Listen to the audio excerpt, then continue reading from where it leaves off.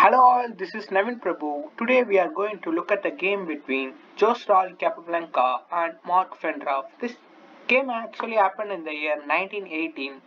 This game actually illustrates the importance of the back rank here. Let's see what happened in the game. I don't want to reveal what happened now. Let's see what happened here. Here they goes for the Scotch opening, that is the E4, E5, NF3 and C6, and here Scotch opening goes into the D4 push. And the main idea was to just to capture the pawn, and after that we can just capture, or instead of capturing we can also the pawn after the capture we can put our bishop and goes for the f7 target pawn, and some ideas of putting the knight here and going for the attack, and queen can be came into h5 or to f3. This is also planned here, but here that doesn't happen. He didn't capture the pawn in that era. He goes for a d6 here, want to support his e5 pawn, which is normal. Here Capablanca goes for a knight to c3. The main idea of the modern engines is to just to push the pawn forward, that is the pawn to d5.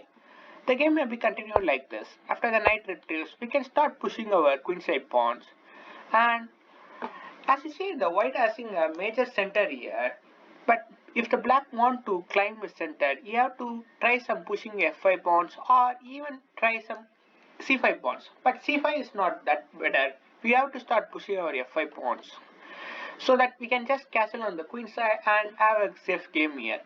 Here we can, after this g6 move, you want to financiato his pieces here, financiato his bishop, and want to push the f5 pawn with the support on g6, or he can also develop his bishop in this way after that pawn trades on happens on the f5 square.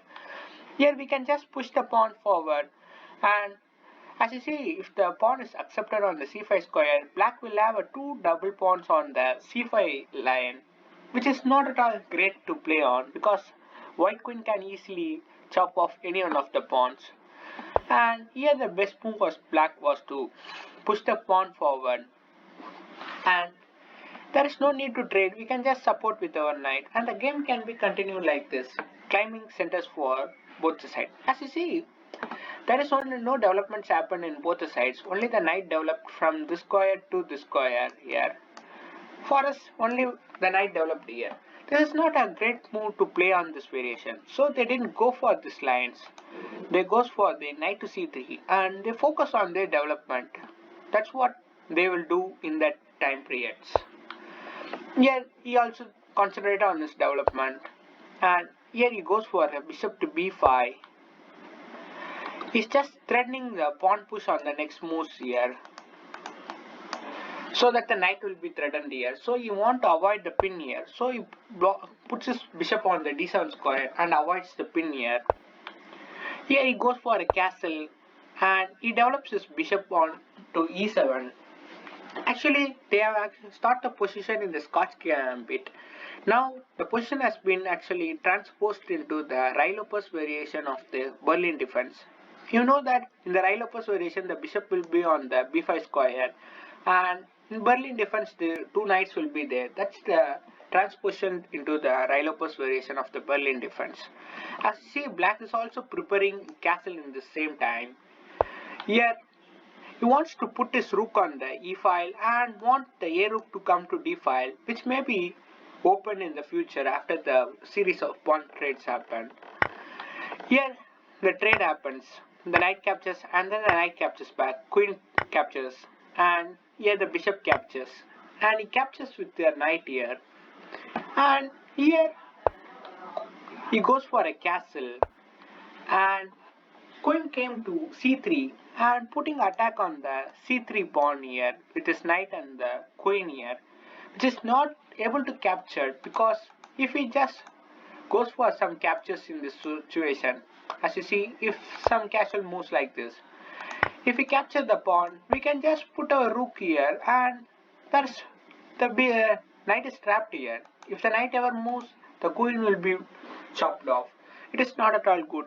We can't able to capture with our knight in this situation. We have to capture with the queen.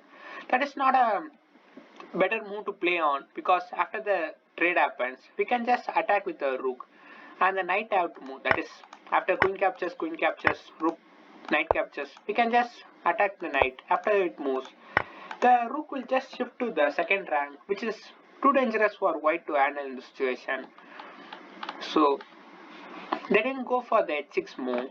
Actually, this position has been only reached 4 times before and after the game has been played.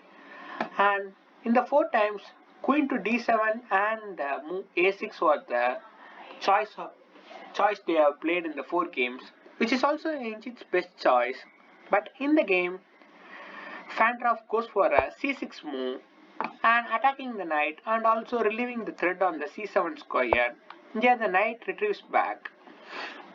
And here Capablanca want to shift his pieces towards the king side and want to create some pressure because as you see the queen was just been doing nothing and sitting on the inside of the black's camp.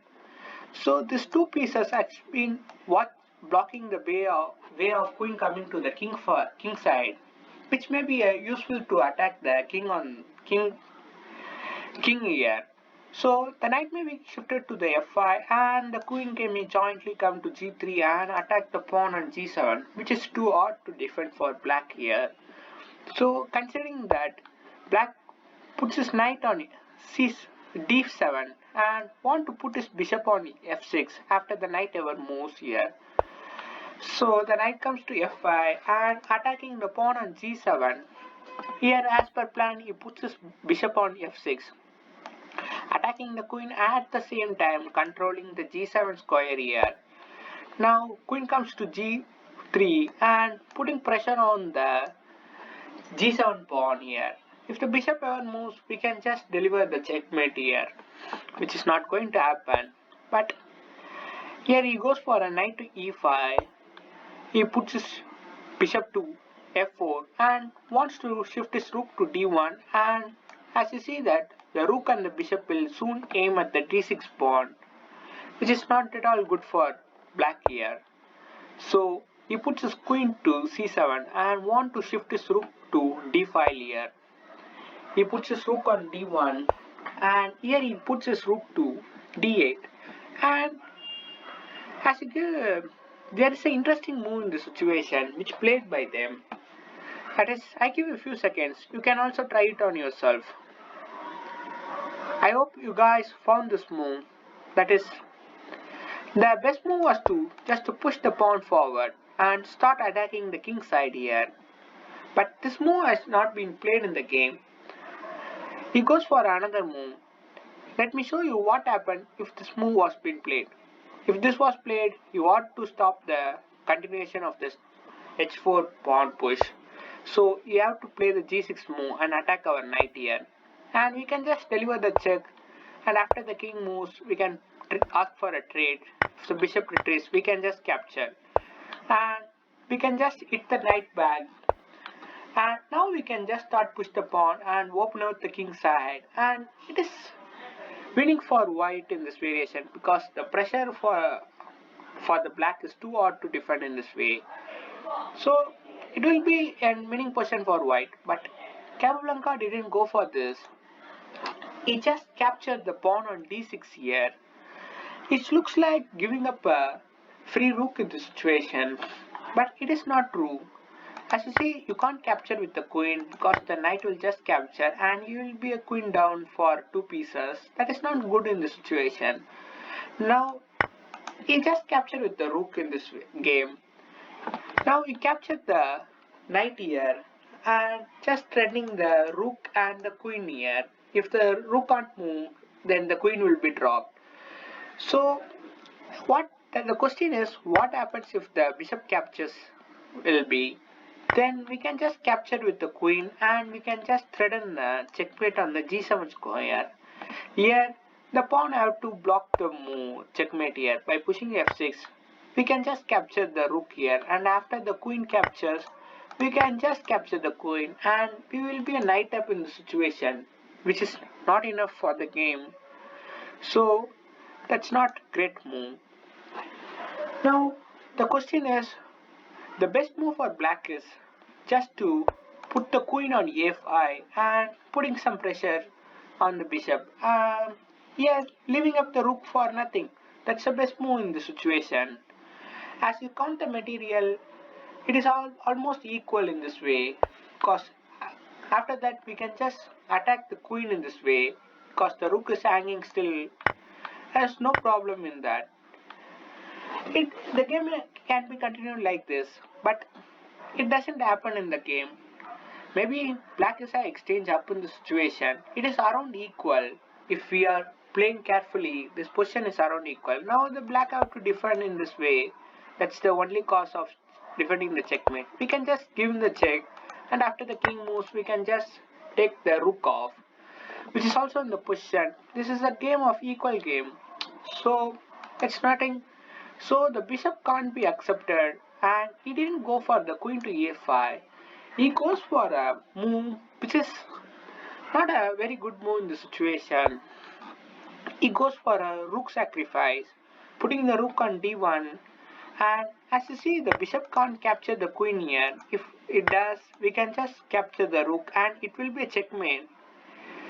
That's the importance of the back rank. You see, these 3 pawns didn't move in the white camp, and it doesn't also move in the black camp.